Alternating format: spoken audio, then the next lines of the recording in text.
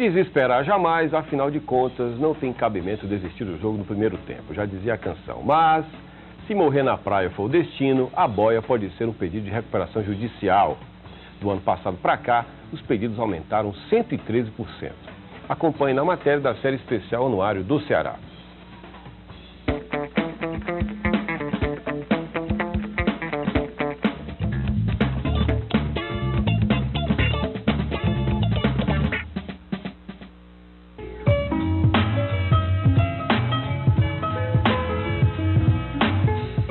Administrar não é tarefa fácil e, durante alguns períodos da economia, o desafio se torna ainda maior.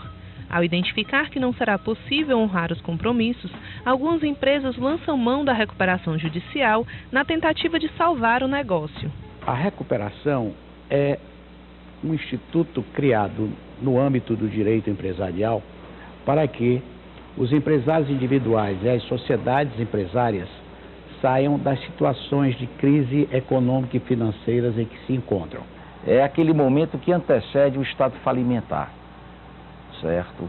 Porque acontece na prática, a gente vê que algumas empresas deixam para se socorrer desse instituto, que é muito benéfico para as empresas, já no momento em que ela já não tem mais condições de recuperação. Apesar de serem fatos diferentes, muitas pessoas costumam dizer que a empresa faliu ao entrar com o pedido de recuperação judicial.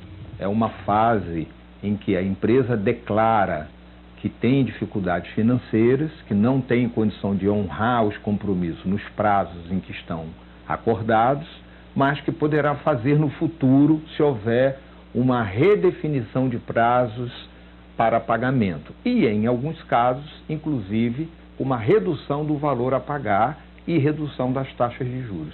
Então, isso é a recuperação judicial.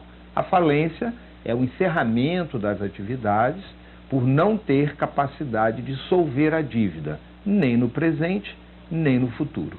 Prevista no capítulo 3 da Lei de Falências e Recuperação de Empresas, a ferramenta tem o objetivo de viabilizar a superação da crise econômica. Mas é preciso planejamento para lançar mão dessa estratégia. Existe a classe de credores, né, que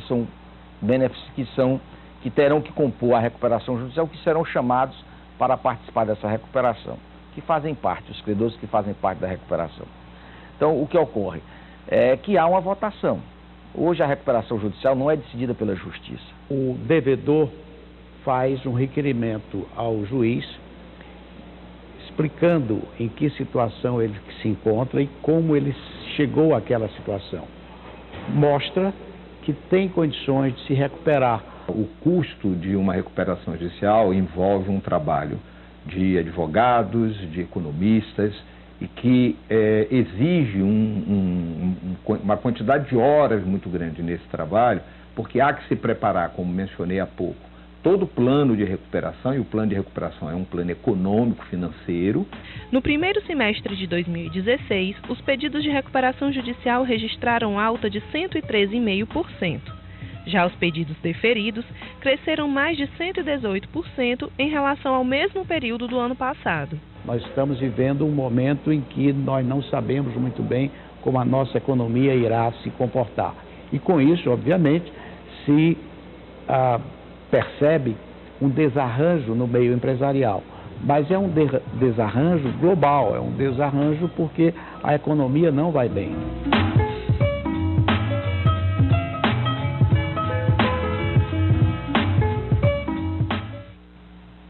Quem continua aqui no estúdio agora para conversar sobre esta reportagem, sobre o assunto recuperação judicial, é o economista Marcelo Lettieri. Marcelo, a gente vê aí nas RJs, né, um recurso que tem relação direta com segurança jurídica, com um judiciário confiável, um judiciário que seja, como o nome sugere, justo, e em plena crise de credibilidade. A Bahia agora foi o alvo de investigação da PF, o Ceará passa por um desgaste profundo por conta de venda de liminar, de habeas corpus, enfim. Mas, enfim, isso é o pano de fundo. O fato é que a recuperação judicial como um recurso para empresas que não estão conseguindo, que viram que não vão conseguir e que precisam demonstrar isso para o judiciário para terem isso acatado. Em que medida você considera que as empresas, pela sua vivência, em que medida as empresas, aqui no Ceará sobretudo, elas são disciplinadas e enfim, não deixam para remediar e, enfim, não deixam para a última hora, não deixam para essa situação extrema? Primeiro é importante ressaltar que o Instituto da Recuperação Judicial foi um avanço na nossa lei das sociedades anônimas. A concordata? Isso, você tinha a concordata e a falência, mas normalmente quando a empresa entrava em concordata, dificilmente ela saía de concordata, ela já ia para a falência. Até teve um ato falha dizendo assim, não, a recuperação judicial é o estágio pré-falimentar, como se depois você viria necessariamente à falência. Não, a recuperação judicial foi uma medida que foi criada para permitir que você renegocie com seus credores, para que você não vá à falência, porque é ruim para todo mundo. É ruim para a empresa e é ruim para os seus credores. E tem RJ informal, né? Tem grandes empresas então, que usam seu capital pessoal. Isso, exatamente. Enfim. Então, assim, o que acontece é quando você está numa crise, a recuperação judicial necessariamente cresce, naturalmente cresce. É um indicador disso, um indicador disso. As empresas fazem as suas previsões de investimento, de retorno do seu investimento com base em alguma conjuntura econômica, aquilo muda radicalmente, aí você precisa, às vezes, ir para uma recuperação judicial. Tem uma tese interessante que a gente estava comentando aqui, do economista Felipe Rezende, que ele está dizendo que existem outros problemas que o teto dos gastos não resolveria. Ele tem acompanhado os dados das empresas e tem visto que o endividamento das empresas e das famílias tem crescido muito. E tem crescido muito por conta, em parte por causa do aumento dos juros, e segundo, porque elas previam um crescimento econômico que daria um retorno aos seus investimentos elevado e não veio. E elas se endividaram para depois, com o retorno do seu investimento, pagar essa dívida. O retorno do investimento não veio, a crise fez com que os juros aumentassem e as empresas ficaram super endividadas. Então esse é um problema que ainda está sendo levantado por alguns economistas e que pode dar, como resultado, um crescimento maior ainda nas recuperações judiciais. Essas empresas podem perder a capacidade de pagamento. Então esse eu acho que é um tema interessante para essa discussão, junto com a PEC dos gastos. Se houver um endividamento também muito grande das empresas, só controlar o endividamento público talvez não resolva a nossa situação econômica. Então esse é mais um problema que está aí na esteira aí para aparecer aí na nossa economia. Marcelo, você me falava no intervalo, que você falasse sobre isso, quanto em recurso tem hoje no Brasil em processo, em discussão e contenciosos aí? Só no direito tributário, ou seja, só em tributos, impostos, contribuições dos três entes, Estado, União e Governo Federal, quase R$1 trilhão está no contencioso, tanto administrativo quanto o judicial. Ou seja, você tem aí uma quantidade de recursos que poderiam entrar em cofres públicos, não todo ele, porque se está em discussão é porque as partes estão, cada uma achando que é um determinado valor. Mas uma boa parte dele, se você tivesse uma maior segurança jurídica, talvez já estivesse nos cofres públicos e ajudaria a gente no ajuste fiscal. Então esse é um outro ponto importante para a nossa discussão de modelo econômico e modelo de desenvolvimento no país. Você precisa de um sistema que lhe dê segurança jurídica para que tanto o contencioso administrativo quanto o contencioso judiciário seja rápido e resolva para as partes. Hoje nós temos poucas medidas que permitam essas negociações, né? Não a negociação, como você colocou, de bastidor com compra de liminares, mas negociações no âmbito da lei.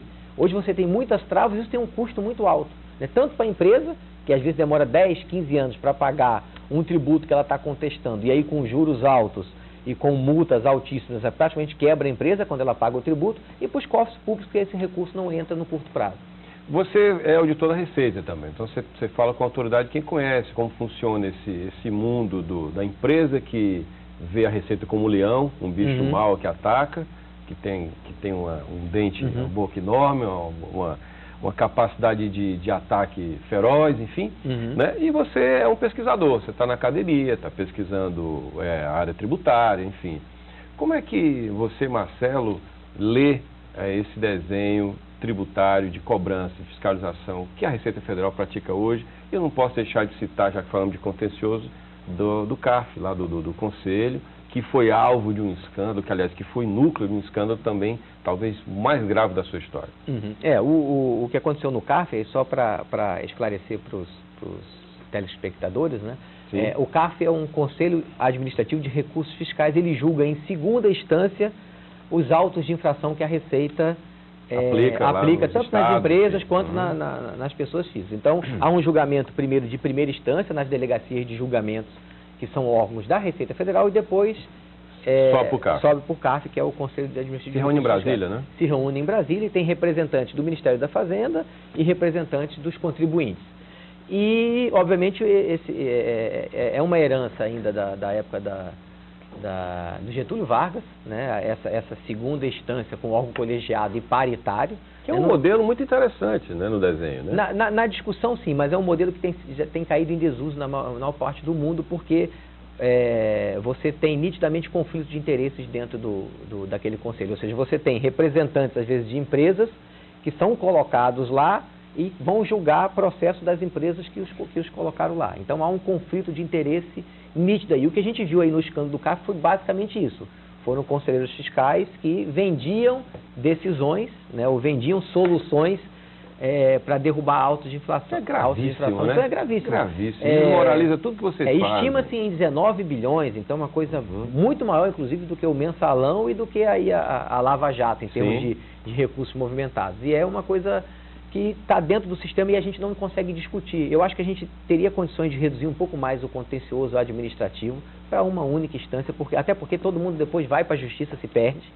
Né? Se ele ganha é definitivo, mas se ele perde ele pode recorrer à justiça. E aí depois você começa tudo do zero no judiciário, mais 20 anos. Ou seja, então essa lentidão na solução dos nossos conflitos jurídicos é um outro custo que nós temos aí para o desenvolvimento do Brasil. Eu vou chamar Novos Horizontais e daqui a pouco a gente volta a conversar sobre conjuntura, mas também sobre um outro aspecto de respeito a contas públicas, que é a fiscalização dessas contas públicas pelos tribunais de contas dos municípios. Outro conteúdo do anuário. Daqui a pouco a gente continua a falar. Horizontais. Das 100 escolas brasileiras que obtiveram os melhores desempenhos no Exame Nacional do Ensino Médio, Enem, 2015, 8 são de Fortaleza. As unidades compõem os colégios Ari de Sá, Cristos, Farias Brito, Antares e Master. Os dados foram divulgados pelo Ministério da Educação na manhã desta terça-feira. Das escolas públicas cearenses, destacou-se o Colégio Militar de Fortaleza. Ocupou a posição 395 no ranking do Enem. Classificados por escolas, o resultado contempla as 15 mil instituições que cumpriram o critério de ter pelo menos 10 alunos participantes do Enem 2015. Vamos agora a um rápido intervalo. No próximo bloco, a gente continua com a série especial no Anuário do Ceará, desta vez conversando sobre o Tribunal de Contas dos Municípios. Até já!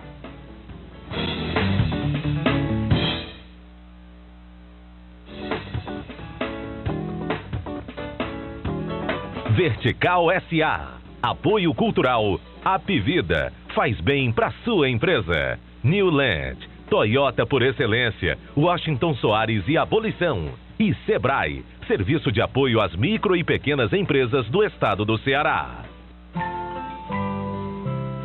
O Apvida não para de crescer. Em breve você irá contar com a ampliação do pronto atendimento Zona Norte com nova emergência e ambulatório. Além disso, a região também irá ganhar uma nova Apclínica. A galerinha do Apvida traz saúde para a criançada se alegrar. A galerinha do Apvida tem carinho para cuidar. Apvida faz bem pra você. Quem quer crescer, vem pro Sebrae. Empreendedor, as melhores capacitações para o sucesso da sua empresa sem dúvida estão no Sebrae. Confira algumas opções dos programas Começar Bem na medida de 10 a 19 de outubro e aproveite! Transforme sua ideia em modelo de negócios. Como validar seu modelo de negócio e oficinas. Como criar um site de sucesso, análise de mercado e plano de negócio. Capacitação Sebrae, o melhor para a sua empresa. Arcoplex Cinemas.